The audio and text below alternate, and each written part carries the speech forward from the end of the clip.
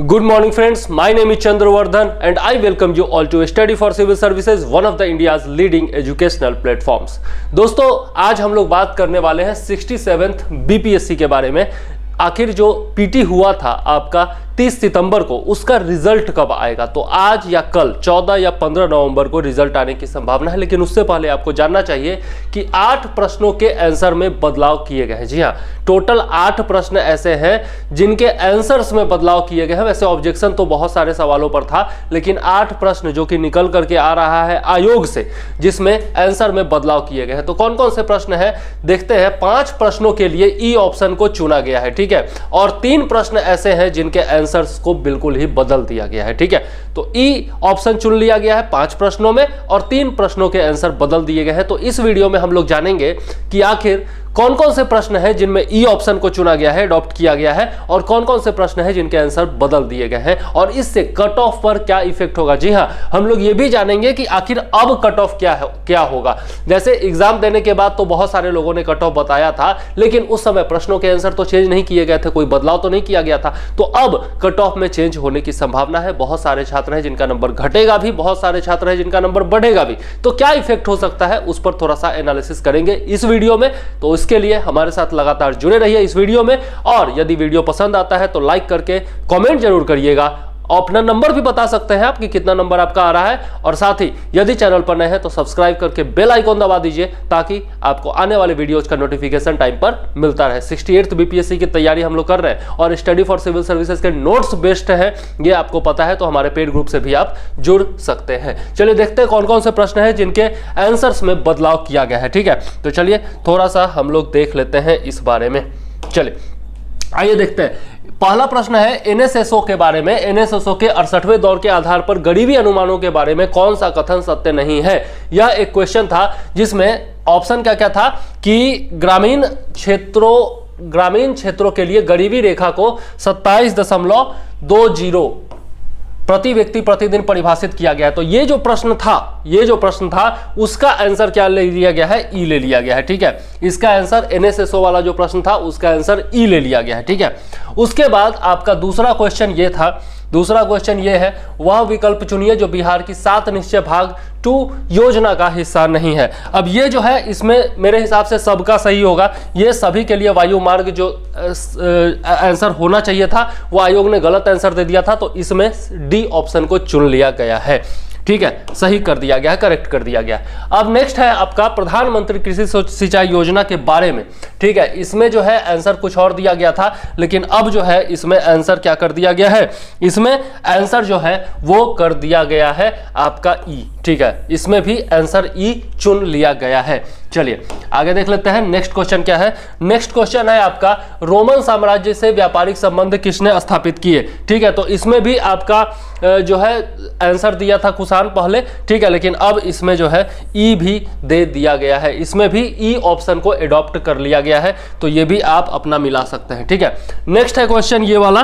Next है भारत के 15वें राष्ट्रपति के बारे में, और मेरे हिसाब से ये सबने सही मारा होगा, सबने यशवंत सिन्हा मारा होगा। लेकिन यहां पर ये ट्विस्ट है कि ये 15वां राष्ट्रपति चुनाव नहीं था, 16वां राष्ट्रपति चुनाव था, और इसलिए आंसर जो है वो ई चुन लिया गया है। तो ये भी आप ध्यान दीजिएगा अपना, ठीक है। मेरा भी गलत हुआ है तो मैं क्या कहूँ 16वां पर मैंने भी ध्यान नहीं दिया था, अधिकतर स्टूडेंट ने ध्यान नहीं दिया होगा।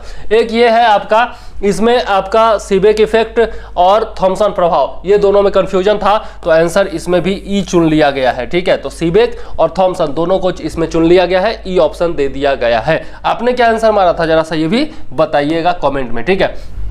तो नेक्स्ट क्वेश्चन है आपका कि 2023 में G20 शिखर सम्मेलन की मेजबानी के लिए किसको चुना गया है, ठीक है। तो अधिकतर लोगों ने या तो जम्मू कश्मीर मारा होगा या फिर लेटेस्ट न्यूज के हिसाब से दिल्ली मारा होगा, ठीक है। तो इसको जो है जम्मू कश्मीर से हटा करके और दिल्ली कर दिया गया है। मेरा ये गलत हो गया, जम्मू कश्मीर मैंने मारा था, तो ये दिल्ली कर दिया गया है, जम्मू कश्मीर को हटा दिया गया है, ठीक है।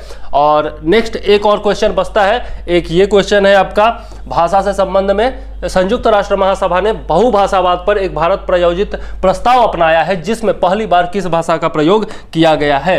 तो इसमें भी अधिकतर लोगों ने हिंदी को माना था, लेकिन अब इसमें चूंकि संस्कृत और उर्दू और बंगाली सब भाषा पर कंफ्यूजन हो गया था, इसलिए इसमें भी ई ऑप्शन को चुन लिया गया है। ठीक है, तो 5 प्रश्न ऐसे हैं जिनमें ई ऑप्शन को चुना गया है और 3 प्रश्न ऐसे हैं जिनके आंसर्स में बदलाव किए गए हैं। एक बार और मैं रिवाइज करा देता हूं आपको, ये प्रश्न तो आप देख ही रहे हैं। इसके अलावा ये जो प्रश्न है G20 शिखर सम्मेलन वाला, इसमें दिल्ली कर दिया गया है। उसके बाद आपका जो ये थॉमसन प्रभाव सीबेक इफेक्ट था, इसमें भी ई कर दिया गया है। उसके बाद ये राष्ट्रपति चुनाव वाले में यशवंत सिन्हा ने को सबने मारा था, लेकिन 16वां राष्ट्रपति चुनाव था, तो इसलिए ई ऑप्शन को अडॉप्ट कर लिया गया है। उसके बाद ये जो रोमन साम्राज्य से व्यापारिक संबंध की बात है, तो इसमें भी ई ऑप्शन को अडॉप्ट कर लिया गया है। और उसके बाद प्रधानमंत्री कृषि सिंचाई योजना के बारे में देखें तो इसमें भी ई ऑप्शन को अडॉप्ट किया गया है। और फिर आपका बिहार के 7 निश्चय योजना भाग 2, ये तो सबका सही हो जाएगा, सभी के लिए वायु मार्ग सबने मारा ही होगा पक्का। और ये जो है आपका एनएसएसओ वाला जो है, इसमें भी आप देख सकते हैं कि क्या किया गया है, एनएसएसओ वाले में भी ई ऑप्शन को चुन लिया गया है। ठीक है, इसमें भी क्या किया गया है, ई ऑप्शन को चुन लिया गया है। तो इस तरीके से हम लोगों ने देखा कि कौन कौन से प्रश्न जो है उनके आंसर में बदलाव किए गए हैं और कौन कौन से प्रश्न हैं जिनके ई विकल्प चुने गए हैं। ठीक है, तो चलिए अब जानते हैं हम लोग कि अब कट ऑफ पर क्या इफेक्ट होगा। बहुत सारे स्टूडेंट से मैंने बात की है और उसके आधार पर जो मैंने पहले कट ऑफ बताया था, वो बताया था 102 से लेकर 106 तक।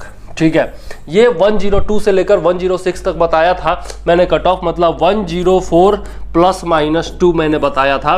ठीक है, अब जो अधिकतर लोगों का आंसर कुछ का बढ़ा है कुछ का घटा है, तो उसके हिसाब से देखिए ये संतुलन वाली बात है, कुछ का बढ़ा है कुछ का घटा है, तो कट ऑफ जो है अभी भी इसी आसपास में रहने की संभावना है। कट ऑफ जो है आपका, बहुत सारे लोग बता रहे हैं कि 100 के नीचे रहेगा, लेकिन ये 100 के नीचे किसी भी हालत में नहीं रहेगा।